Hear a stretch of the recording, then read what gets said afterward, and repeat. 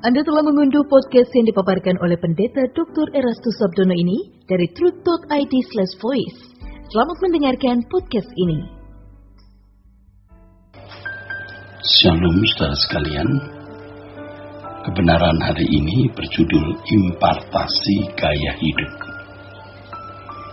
Dengan keberhasilan Yesus menyelesaikan tugas penyelamatan, maka ada penebusan. Roh Kudus dimeteraikan dalam kehidupan orang percaya. Selanjutnya Allah menggarap orang percaya untuk menjadi serupa dengan Yesus, agar anaknya menjadi yang sulung di antara banyak saudara. Pengorbanan Yesus melahirkan banyak saudara-saudara bagi Yesus yang bisa berkeadaan seperti Dia bagi kemuliaan Allah. Yesus seperti biji gandum yang jatuh ke tanah dan mati, sehingga dapat menghasilkan anak-anak Allah yang berkeadaan seperti Dia.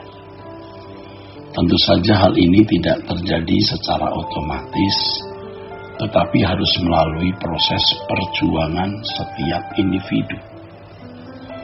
Banyak orang Kristen hanya mengerti pengorbanan Yesus yang memikul dosa, tetapi tidak mempermasalahkan maksud pengorbanan itu diberikan, yaitu agar orang percaya dilahirkan sebagai anak-anak Allah. Hal ini tidak terjadi secara otomatis. Ya, karena tidak mengerti, maka tidak ada tindak lanjut follow up atas pengorbanan Yesus. Banyak orang Kristen hanya sampai pada percaya saja atas pengorbanan Yesus, percaya Yesus sebagai Tuhan dan Juru Selamat, titik. Tetapi mereka tidak memiliki tindak lanjut, yaitu berjuang untuk bergaya hidup seperti Yesus. Nah, inilah yang mengakibatkan banyak orang Kristen sudah merasa puas sebagai orang yang telah ditebus oleh darah Yesus dan merasa telah memiliki jaminan masuk surga. Padahal mestinya ada tindak lanjut yang dilakukan orang percaya agar menjadi seperti gandum yang jatuh ke tanah dan mati, agar juga dapat berbuah sama seperti Yesus, saudara. Demi tegasnya panggilan ini, Yesus mengancam kalau seseorang tidak berbuah, maka Tuhan akan mengerat dan membuang orang tersebut. Ya, ini dalam perumpamaan mengenai pokok anggur di Yohanes pasal 15. Dengan demikian, merupakan suatu keharusan bagi orang percaya untuk menjadi seperti biji gandum yang jatuh ke tanah dan mati, agar bisa menghasilkan buah. Buah tersebut adalah kehidupan yang bergaya hidup seperti Yesus, yang dapat membuat orang lain diselamatkan. Seperti biji gandum yang jatuh ke tanah, artinya bersedia meninggalkan seluruh watak atau karakter kita yang lama dan mengenakan kehidupan Yesus. Kehidupan seperti ini sama dengan kehidupan Paulus yang dirumuskan dengan kalimat, hidupku bukan aku lagi, tetapi Kristus yang hidup di dalam aku. Kehidupan seorang anak Allah yang serupa dengan Yesus pasti dapat terimpartasi atau menular kepada orang lain, ya, menular kepada orang lain. Inilah yang dimaksud menjadi garam bagi dunia. Proses impartasi ini menghasilkan orang-orang yang bukan saja datang ke gereja menjadi orang Kristen, melainkan juga berperilaku seperti Yesus, seperti hidup yang diperagakan oleh Yesus. Ya, jadi orang-orang yang kita tulari, orang-orang yang juga mengikut jejak kita yang memperagakan hidupnya Yesus. Orang-orang yang ditulari gaya hidup Yesus inilah buah-buah kehidupan kita sebagai orang percaya. Saudaraku, merupakan perjuangan yang berat bagaimana menanggalkan diri sendiri dan mengenakan gaya hidup Yesus. Dalam hal ini seperti menanggalkan pakaian lama dan mengenakan pakaian baru. Pakaian lama kita adalah diri kita sendiri, sedangkan pakaian baru kita adalah gaya hidup Yesus atau Roh Kristus. Pertukaran pakaian inilah yang dimaksud dengan menyangkal diri. Sebenarnya menyangkal diri bukan hanya tindakan menolak perbuatan yang melanggar hukum, bukan hanya demikian, melainkan tindakan menolak. Saya ulangi saudaraku sekalian, ini penting. Menyangkal diri bukan hanya tindakan menolak perbuatan yang melanggar hukum, tapi menolak gaya hidup wajar. Menolak gaya hidup wajar agar mengenakan gaya hidup sebagai anak Allah yang standarnya adalah Yesus. Oleh sebab itu, tujuan hidup kita satu-satunya hanyalah menjadi seperti Yesus.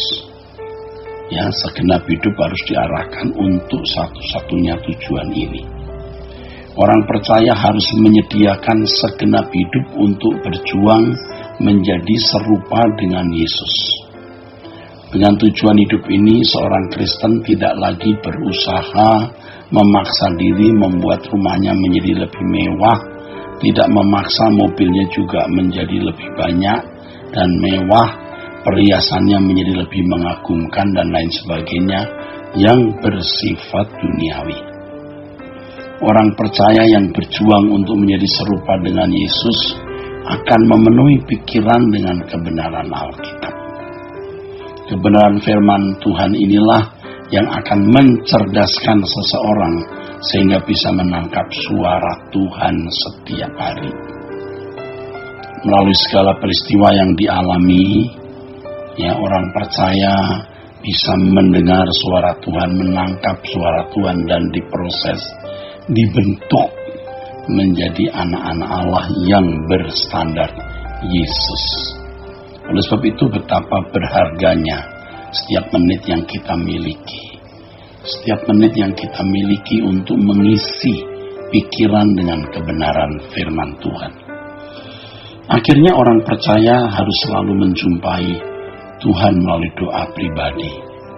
Perjumpaan-perjumpaan tersebut akan menghasilkan impartasi spirit dari Tuhan kepada orang percaya.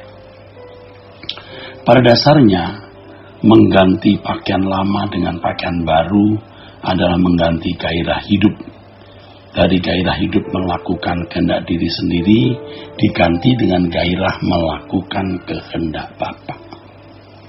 Proses panjang mengenakan gaya hidup Yesus ini pasti akan menghasilkan kehidupan sebagai anak-anak Allah yang tidak sama dengan dunia ini.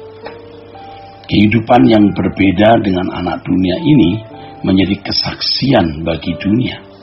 Dengan demikian orang percaya dapat menulari orang lain yang belum percaya dengan kehidupan seperti yang dikehendaki oleh Allah. Dengan demikian pula kehidupan orang percaya menjadi surat yang terbuka yang dapat dibaca semua orang, saudaraku. Dan inilah kehidupan yang seharusnya dimiliki setiap kita. Kehidupan yang menulari orang lain. Bukan sekedar supaya mereka juga menjadi orang yang beragama Kristen, tetapi mereka mengenal kehidupan Yesus dan mengenakan gaya hidupnya sebagai standar manusia yang dikembalikan ke rancangan Allah semula. Dari hal ini orang-orang di sekitar kita menerima impartasi kehidupan yang kita kenakan dan juga dapat menjadi percaya serta mengalami proses dikembalikan ke rancangan Allah semula. Kiranya kebenaran hari ini memberkati kita sekalian. Sola Gracia. Untuk berlangganan renungan harian dalam bentuk cetak, silakan hubungi Truth Literatur di nomor telepon 0878 7870 7000. Untuk mendapatkan CD khotbah, MP3 Renungan Truth, dan CD album lagu produksi Sola Gracia, Anda dapat menghubungi di hari dan jam kerja di nomor telepon 021 638 60953. Tuhan Yesus memberkati. Sola Gracia.